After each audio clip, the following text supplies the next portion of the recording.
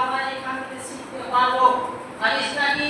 হাদিসটা হলো ওমর রাদিয়াল্লাহু আনহুর ছেলে আবু সামা তিনি নাবিশ পান করেছিলেন।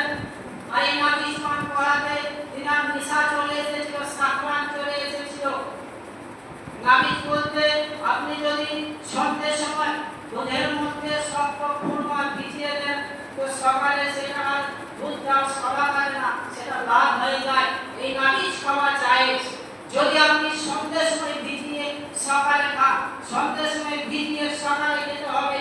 আর আপনি যদি 3-4 দিন রেখে দেন সেটা আর খাওয়া যাবে না। কেন? কারণ হচ্ছে সেটা মদ হয়ে যায়, কালি হয়ে যায়। উমর রাদিয়াল্লাহু আনহু ছেলে আবু সামা তিনি এই কাজটাই করেছিলেন। কি করেছিলেন? তিনি দুধের মধ্যে শক্ত খুরমা ভিজিয়ে 3-4 দিন পরে খেয়েছিলেন। সেটা মদ হয়ে গিয়েছিল। এরপর তিনি খেয়েছিলেন। খাওয়ার পরে তিনার মধ্যে সাকরাত চলে এসেছিল, নিশা লেগে গিয়েছিল, নিশা চলে এসেছিল। তখন উমর রাদিয়াল্লাহু আনহু ছেলে আবু সামাকে বললেন, আবু সামা আজ সারিটা কামরা, তুমি কি মদ পান করেছো? তুমি কি মদ খেয়েছো? তখন আবু সামা বললেন, হে আমার আব্বা, আমি মদ খাইনি, আমি কি খেয়েছি? নাবিশ খেয়েছি। তখন উমর রাদিয়াল্লাহু আনহু ছেলে আবু সামাকে বললেন, হ্যাঁ করতে। সামা হ্যাঁ বললেন। উমর রাদিয়াল্লাহু আনহু তিনি শুনে দেখলেন, দেখার পরে তিনি মদের গন্ধ পেলেন। এরপর উমর রাদিয়াল্লাহু আনহু ছেলে আবু সামাকে মসজিদে নববীতে নিয়ে চলে গেলেন। মসজিদে নববীতে নিয়ে গিয়ে মসজিদের খাম্বাতে খুঁটিতে বেঁধে দিলেন। এরপর উমর রাদিয়াল্লাহু আনহু জোহরের সালাতের আদায়ের পর, জোহরের নামাজের পর মুসলিমদেরকে বললেন যে আপনারা বাকি নামাজের পর বসে যাবেন, একটা বিচার ফায়সালা আছে, একটা হজ আছে। অতঃপর মুসলিমরা যখন দেখলো যে এই মদিনার প্রেসিডেন্ট, মদিনার গভর্নর আমিরুল মুমিনিন উমর রাদিয়াল্লাহু আনহু ছেলে খুঁটিতে বাঁধা হয়েছে, কি ব্যাপার? এরপর উমর রাদিয়াল্লাহু আনহু তিনি আসলেন। মুসলিমদের মধ্যে কিছু কিছু মুসলিম বলতে লাগলেন যে মনে হয় উমর রাদিয়াল্লাহু আনহু তিনি তার ছেলেকে মারলেন না। কেন? কারণ হচ্ছে তিনি ওই মদিনার প্রেসিডেন্ট, গভর্নর, তার ছেলের ফায়সালা কে করবে? তার ছেলের ফায়সালা কেউ করতে পারবে না। মনে হয় ওমর তার ছেলেকে আর মারলেন না। আবার কেউ বলাবলি করতে লাগলেন না, ওমর কঠিন মনের মানুষ, তিনি তার ছেলেকে মারবেন তবেই ছাড়বেন। এরপর উমর রাদিয়াল্লাহু আনহু তিনি আসলেন। আসার পরে জল্লাদকে বললেন, জল্লাদ তুমি যাও বাইতুল খান থেকে একটা শক্ত মজবুত চাবুক নিয়ে এসো। জল্লাদ নিয়ে আসলো। উমর রাদিয়াল্লাহু আনহু জল্লাদকে বললেন, জল্লাদ তুমি আমার ছেলে আবু সামাকে মারো। জল্লাদ তখন মারতে থাকলো। 3-4 বাড়ি মারার পর উমর রাদিয়াল্লাহু আনহু জল্লাদকে ফেলে সরিয়ে দিলেন। কেন সরিয়ে দিলেন?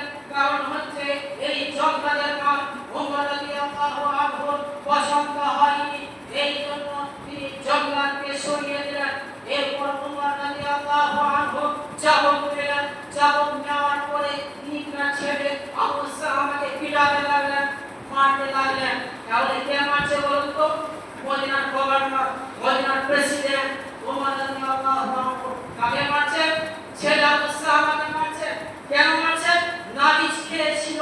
নাবিশ খাওয়ার পর তার মধ্যে সাকরাত চলে এসেছিল, এই জন্য তিনি তার ছেলেকে পিটাচ্ছিল, মারছে। আজ আমাদের সমাজে কি হয়? আজ আমাদের সমাজে পিতা কিংবা নেতা ছেলে যদি কোনো অন্যায় অপরাধ করে, যদি কোনো মেয়েকে ধর্ষণ করে, তার কোনো বিচার ফায়সালা হয় না। টাকা দিয়ে মানুষের মুখটাকে বন্ধ করে দেওয়া হয়, টাকা দিয়ে বড় বড় অন্যায়কে ঢেকে দেওয়া হয়। কোনো মন্ত্রী বা মন্ত্রী ছেলে যদি অন্যায় অপরাধ করে বা কোনো মেয়ের ইজ্জতকে ছিনিয়ে নিয়ে যায়, তার কোনো বিচার ফায়সালা হয় না।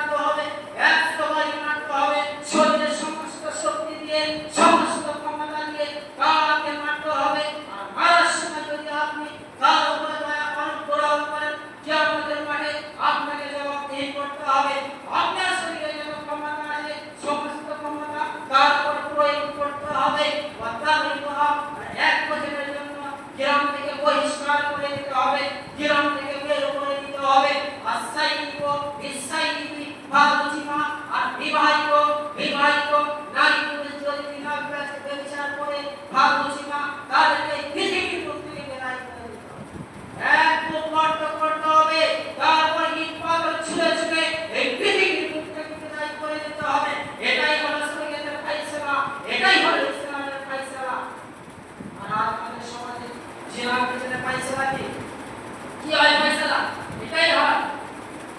নারী পুলিশ যদি ধরা পড়ে তাদের মধ্যে বিয়ে করে দেওয়া হয়, ঠিক? নারী পুলিশ যদি ধরা পড়ে তাদের মধ্যে বিয়ে করে দেওয়া হয় অথবা একটা জরিমানা করে দেওয়া হয়। এই আইন আপনি কোথায় পেয়েছেন? যে নারী পুলিশ ধরা পড়লে তাদের মধ্যে বিয়ে করিয়ে দিতে হবে অথবা একটা জরিমানা করে দিতে হবে, এই আইন আপনি কোথায় পেয়েছেন? এই রকম বিচার ফাইসলা যারা করে তারা কিয়ামতের মাঠে তাদেরকে জবাবদিহি করতে হবে, জবাব দিতে হবে। জরিমানা টাকা নেওয়া হারাম, জরিমানা টাকা নেওয়া যাবে না। ছেলে মেয়ে ধরা পড়েছে তাই বলে আপনি ছেলের কাছ থেকে মোটা টাকা আদায় করবেন, এই টাকা নেওয়া যাবে না। এই টাকা সম্পূর্ণ হারাম, নেওয়াই যাবে। নবী সাল্লাল্লাহু আলাইহি ওয়াসাল্লাম বলেছেন, আমি কিভাবে দিয়েছি আমি হচ্ছে এই আইন যদি আজকে চালু থাকতো, এই আইন শরীয়তের আইন যদি আমাদের সমাজে আজকে যদি আমাদের চালু থাকতো, তাহলে কেউ জিনার বিচার করতো না, করা লাগেছে 10-12 ভাবতো। এই শরীয়তে এই আইন নেই, এই জন্য সুযোগ পেয়ে গেছে। বিশ্বনবী জনাব মুহাম্মদ মুস্তাফা সাল্লাল্লাহু আলাইহি ওয়াসাল্লাম বলেছেন, ইন্না আহওয়ামা আখাফু আলাইকুমুজ জিনা ওয়াসসাওয়াতুল কাফিয়া। নবী সাল্লাল্লাহু আলাইহি ওয়াসাল্লাম বলেছেন, আমার সবথেকে বেশি ভয় হয়, সবথেকে বেশি বড় ভয় তাদেরকে নিয়ে যে আমার উম্মত গোপনে জিনা বিচার করবে, তারা জিনা বিচারে লিপ্ত হয়ে যাবে, তারা গোপনে জিনা বিচার করবে।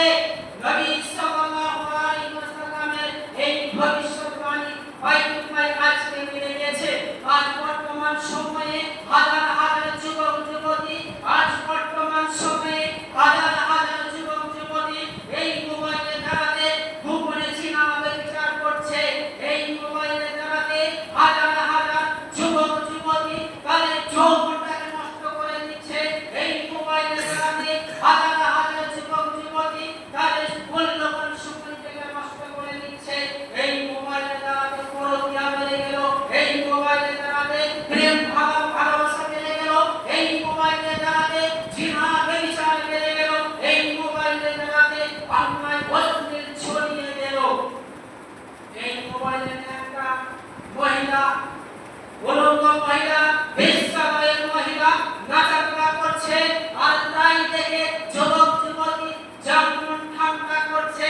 বাড়িতে যে টিভি রয়েছে ওই টিভিতে নর্তকী মহিলা, বেশ্যালয়ের মহিলা নাচাকলা করছে, আর তাই দেখে বাড়ির সকলে তারা যেমন আত্মা তৃপ্তি ঠান্ডা করছে। একজন রয়েছে কলকাতায় আর একজন রয়েছে চিম্পাই নারায়ণপুরে, তাদের মধ্যে ভিডিও কল হচ্ছে, ভিডিও করে সবই হচ্ছে, তাদের মধ্যে জিনা বিচার চলছে। এটাই নবী সাল্লাল্লাহু আলাইহি ওয়াসাল্লাম ভয় করেছেন যে আমার উম্মত গোপনে জিনা বিচার করবে। নবী আল্লাহ সুবহানাহু ওয়া তাআলা জীবন্ত মুজিজা আল কোরআনের মধ্যে বলেছেন, ওয়ালা তাকরাবুজ জিনা, যেখানে জিনা বিচার চলছে সেখানে যাওয়া যাবে না। জিনা বিচার তো করা দূরে তুই কি বাত है, যেখানে অন্যায় কাজ, অশ্লীল কাজ, অবৈধ কাজ চলছে সেখানে যাওয়া যাবে না। তাহলে জিনা বিচার যারা করবে কাল কিয়ামতের মাঠে তাদেরকে শাস্তি ভোগ করতে হবে। কি রকম শাস্তি ভোগ করতে হবে? টাইম শেষ হয়ে গেছে, ইনশাআল্লাহ সামনে জমাই করে দেব। কাল কিয়ামতের মাঠে